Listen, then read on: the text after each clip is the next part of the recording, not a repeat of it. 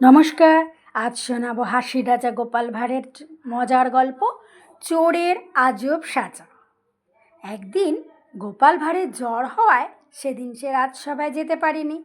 মহারাজ সভাসদদের নিয়ে আলাপ আলোচনা করতে করতে হঠাৎ বললেন, আমার সবার মধ্যে এমন কি কেউ আছো যে গোপালের ঘর থেকে চুরি করে আনতে পারো? যদি কেউ পারে তবে সে সামান্য জিনিস হলেও আমি তাকে বিশেষভাবে পুরস্কৃত করব। তোমরা কেউ রাজি থাকলে বলো।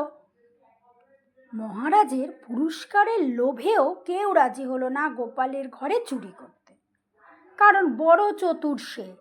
তার চোখে ধুলো দেওয়া সহজ কথা নয়। ধরা পড়লে নাকালের শেষ থাকবে না।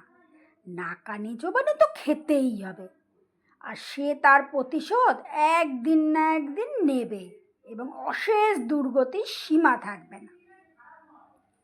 ভূপাল নামে এক লোভ পুরস্কারের লোভে সেদিন মধ্যরাতে গোপালের বাড়িতে শীত কেটে প্রবেশ করল।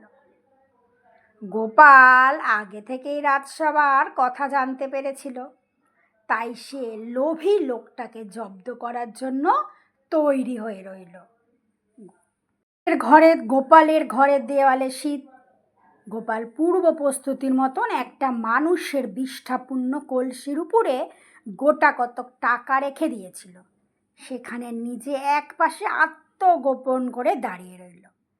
লোকটি শীত কেটে যখন ঘরের মধ্যে মাথা গলিয়ে ঢুকে দেখল যে সামনেই একটা টাকা ভর্তি কলসি বসানো আছে, সে আর কাল বিলম্ব না করে তাই মাথা তুলে নিয়ে মনের আনন্দে রাজবাড়ির দিকে এগোতে যেতে গোপাল ঢিল ছুঁড়ে ব্রাহ্মণের মাথার কলসিটা ভেঙে দিল। কলসি চুরমার হয়ে সঙ্গে সঙ্গে লোকটির সারা গায়ে বিষ্ঠাতে পূর্ণ হয়ে গেল। তখন ভোর হয়েছে। গোপাল বেরিয়ে বলল, কি বাবা, চুরি করা হলো?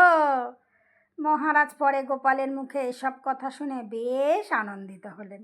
নমস্কার। গল্প পাঠ এখানেই শেষ হলো।